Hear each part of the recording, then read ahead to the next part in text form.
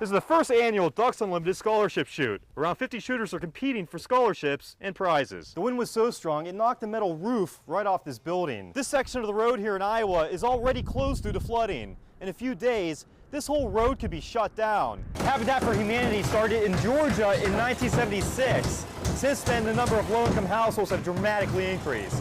And due to the change in the law, this year they're doing better than ever. The United States Postal Service is dealing with an increase in gas and paper prices. After swimming and biking, the triathlon athletes have to run for 5 kilometers around Holmes Lake.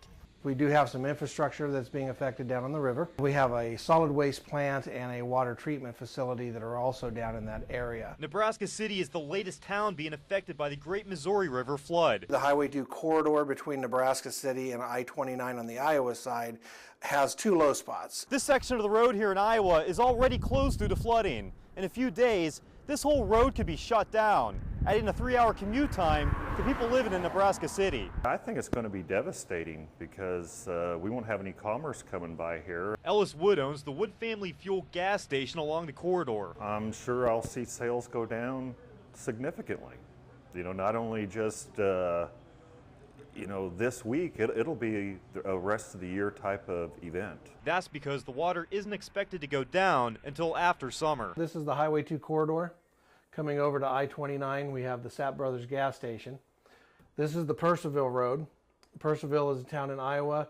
These folks will have to come out and get on I-29 and go north once this corridor is shut down. There's over 200 people that live in Iowa that work here in Nebraska City. And if you close that, where are they going to go? Huge limb, looks like the wind took it off the tree, blew it across the top of the house and down around the front of the porch. I got about a 3-foot, 8-inch diameter limb through the roof and attic into my daughter's bedroom, about 2 feet poking through there. Looks like a bomb went off. The day after 60-mile-an-hour winds hit the city, there's a lot of cleaning up.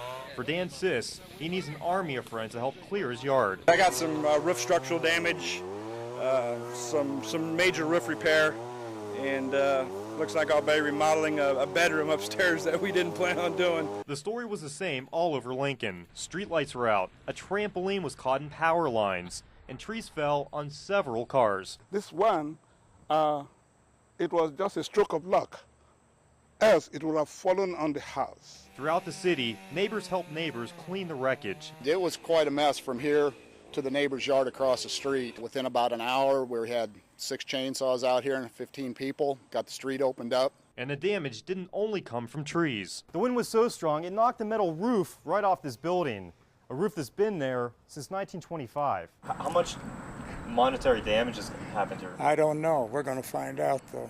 My insurance company can't wait. Guns were blazing, bullets flying, as kids of all ages competed for hundreds of dollars in scholarship money.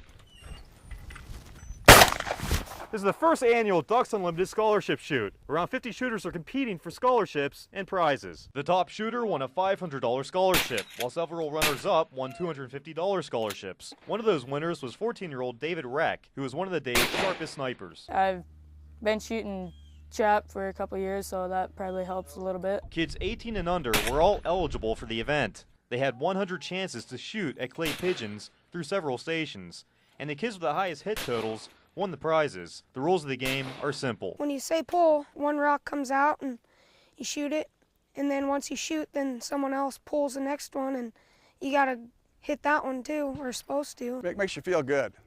Really does see that many kids come out here and participate and see their parents support them, bring them here. The Oak Creek Sporting Club in Brainerd hosted the event in coordination with Ducks Unlimited, who supplied the scholarship money that was supplied with generous donations. We need to get our youth back out in the outdoors, get them involved with the shooting sports. I love it. It's like, I love the outdoors. I just love to hunt and fish. This is the 27th year of Camp Caholo, a camp for kids battling cancer and other blood disorders. It's a chance for kids to be kids. Kids like Hayden Hubbard, a 10-year-old diagnosed with a brain tumor. For a few days, his main focus is laser tag. We're trying to tag the other players, and then so that way when we can go down, like capture the flag. It's kind of like laser tag, capture the flag. And on defeating his opponents. We just lost the girls, unfortunately, so they got to pick this space, and that they can start from. But Caden doesn't mind losing to the girls so much. Better than hospital. This is Cade Weir's 6th time at Camp Kaholo after he was diagnosed with Ewing sarcoma. It's a lot of fun because there's different things, and I get to be with old camp friends and a few friends I knew from when I was in the hospital. It's an event he looks forward to every year. I was thinking really yummy food and a lot of fun times. For Gavin Jordans, a 10-year-old battling hemophilia, his thoughts are on ice cream. Sometime in the day we get to pick something from an ice cream truck. Volunteers run the camp, many of them cancer survivors themselves. For a few days a year, kids fighting through problems most adults can't even dream of get to act their age. Reporting in Gretna, Dennis Berg, First News Nebraska.